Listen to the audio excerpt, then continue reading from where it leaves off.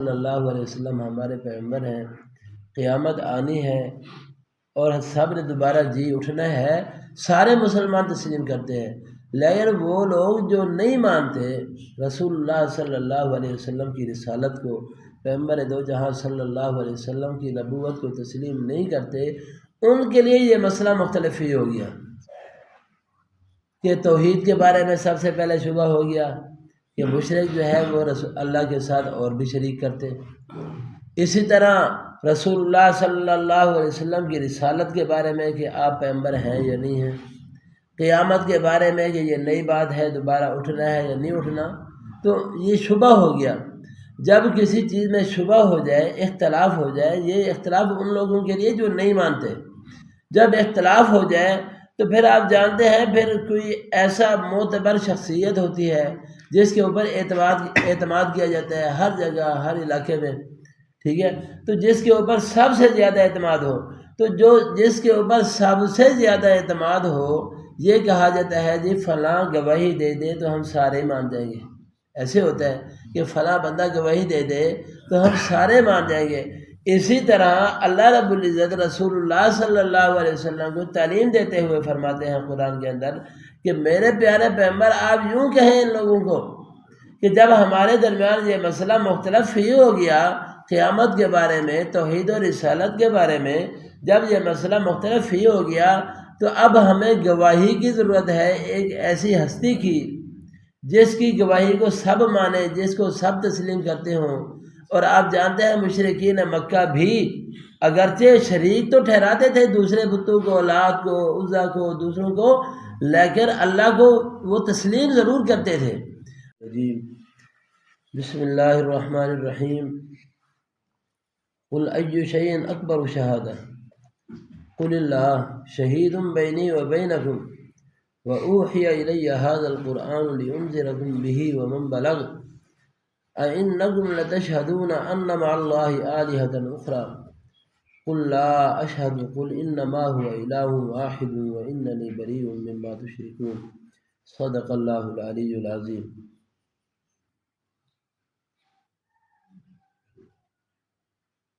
دو تین دن تقریباً سورت کے شروع سے ہی، ابتدا سے ہی توحید کا مضمون چل رہا تھا، تو توحید اسی طرح قیامت کا بیان، توحید کا بیان، رسول اللہ صلی اللہ علیہ وسلم کی رسالت کا بیان، یہ ساری چیزیں جو ہیں یہ وہ بندہ جس نے رسول اللہ صلی اللہ علیہ وسلم کے ہاتھ میں بیعت کی یا بعد میں آنے والے جو مسلمان ایمان رکھتے ہیں ان کے لیے تو ان سب پر یقین کرنے میں کوئی شبہ ہی نہیں ہے، وہ تو سارے مانتے ہیں اللہ وحدہ لا شریک ہے، اس کا کوئی شریک نہیں ہے۔ رسول اللہ صلی اللہ علیہ وسلم ہمارے پیغمبر ہیں، قیامت آنی ہے اور سب نے دوبارہ جی اٹھنا ہے، سارے مسلمان تسلیم کرتے ہیں۔ لیکن وہ لوگ جو نہیں مانتے رسول اللہ صلی اللہ علیہ وسلم کی رسالت کو، پیغمبر دو جہاں صلی اللہ علیہ وسلم کی نبوت کو تسلیم نہیں کرتے، ان کے لیے یہ مسئلہ مختلف ہی ہو گیا کہ توحید کے بارے میں سب سے پہلے شبہ ہو گیا کہ مشرک جو ہے وہ اللہ کے ساتھ اور بھی شریک کرتے۔ اسی طرح رسول اللہ صلی اللہ علیہ وسلم کی رسالت کے بارے میں کہ آپ پیغمبر ہیں یا نہیں ہیں، قیامت کے بارے میں کہ یہ نئی بات ہے، دوبارہ اٹھنا ہے یا نہیں اٹھنا، تو یہ شبہ ہو گیا۔ جب کسی چیز میں شبہ ہو جائے، اختلاف ہو جائے، یہ اختلاف ان لوگوں کے لیے جو نہیں مانتے، جب اختلاف ہو جائے تو پھر آپ جانتے ہیں پھر کوئی ایسا معتبر شخصیت ہوتی ہے جس کے اوپر اعتماد کیا جاتا ہے ہر جگہ ہر علاقے میں، ٹھیک ہے، تو جس کے اوپر سب سے زیادہ اعتماد ہو، تو جس کے اوپر سب سے زیادہ اعتماد ہو، یہ کہا جاتا ہے جی فلاں گواہی دے دے تو ہم سارے مان جائیں گے۔ ایسے ہوتا ہے کہ فلاں بندہ گواہی دے دے تو ہم سارے مان جائیں گے۔ اسی طرح اللہ رب العزت رسول اللہ صلی اللہ علیہ وسلم کو تعلیم دیتے ہوئے فرماتے ہیں قرآن کے اندر کہ میرے پیارے پیغمبر آپ یوں کہیں ان لوگوں کو کہ جب ہمارے درمیان یہ مسئلہ مختلف ہی ہو گیا قیامت کے بارے میں، توحید و رسالت کے بارے میں، جب یہ مسئلہ مختلف ہی ہو گیا تو اب ہمیں گواہی کی ضرورت ہے، ایک ایسی ہستی کی جس کی گواہی کو سب مانے، جس کو سب تسلیم کرتے ہوں۔ اور آپ جانتے ہیں مشرکین مکہ بھی اگرچہ شریک تو ٹھہراتے تھے دوسرے بتوں کو، لات کو، عزا کو، دوسروں کو، لیکن اللہ کو وہ تسلیم ضرور کرتے تھے۔ تو پھر ایسی کی گواہی، ایسی ذات کی گواہی کی ضرورت ہے جس کو سب مانے، اور وہ ذات اللہ تھی۔ اس وقت بھی اللہ کی ذات کا وجود کہ وہ ذات اللہ ہے جس کو سب مانتے ہیں، اور اللہ کہتے ہیں یہ میری طرف سے گواہی ہے، یہ میری طرف سے گواہی ہے کہ میرے ساتھ کوئی شریک نہیں ہے۔ میری یہ گواہی ہے کہ محمد الرسول اللہ صلی اللہ علیہ وسلم پیغمبر آخر الزماں ہے۔ میری یہ گواہی ہے کہ کل قیامت کے دن تم سب نے جی اٹھنا ہے، اور پھر مجھے تم سب نے حساب کتاب دینا ہے۔ یہ میری گواہی ہے۔ اور یہ گواہی کیسے ہے کہ رسول اللہ صلی اللہ علیہ وسلم کے اوپر اللہ نے قرآن نازل کیا، اور قرآن کے اندر سب کچھ موجود ہے۔ اور قرآن یہ ایسی کتاب ہے جس کو جھٹلایا نہیں جا سکا۔ بار بار قرآن کے اندر چیلنج کیا گیا، بار بار یہ کہا گیا کہ اگر تم یہ کہتے ہو یہ اللہ کا کلام نہیں ہے، کسی بندے کا کلام ہے، تو پھر اس جیسی کوئی ایک رکوع لے کے آؤ، اس جیسی کوئی ایک سورت لے کے آؤ، اس جیسی کوئی ایک آیت لے کے آؤ۔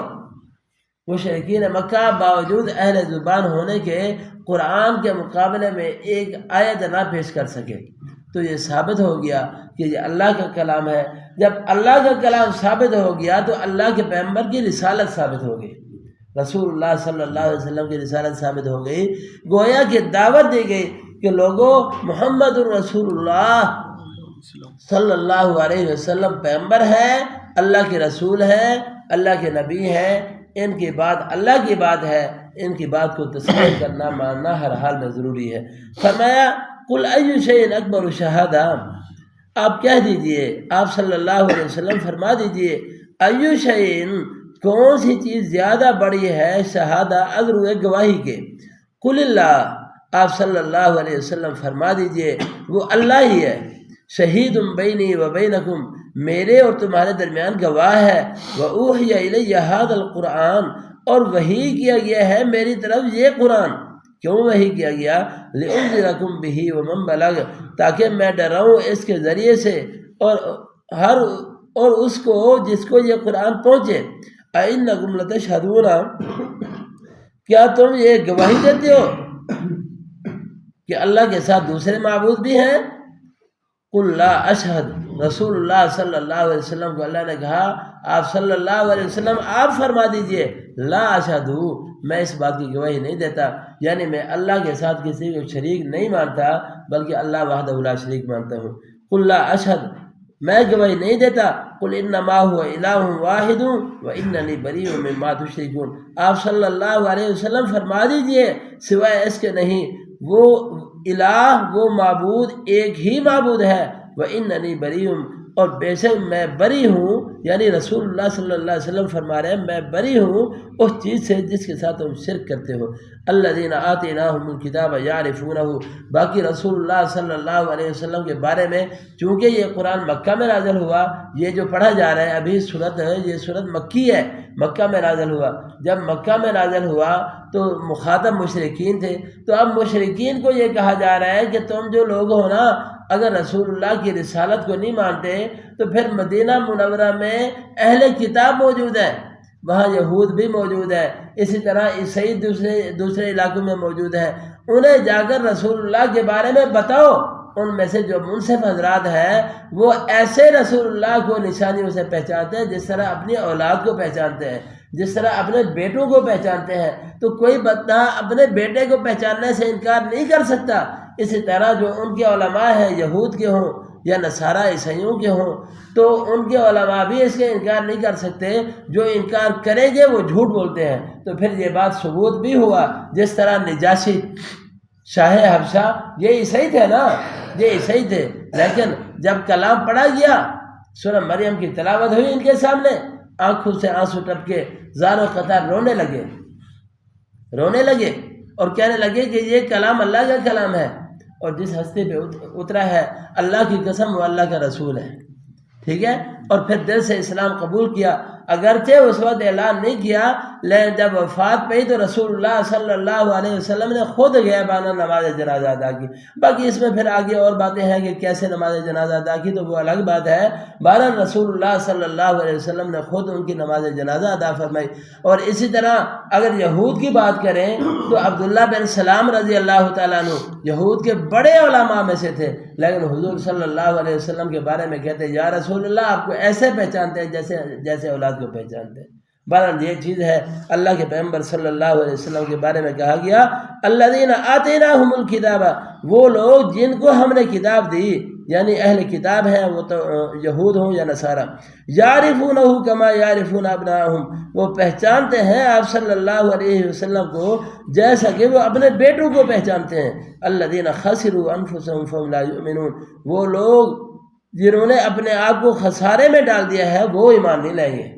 اللہ پاک سمجھنے کی، عمل کرنے کی توفیق عطا فرمائے.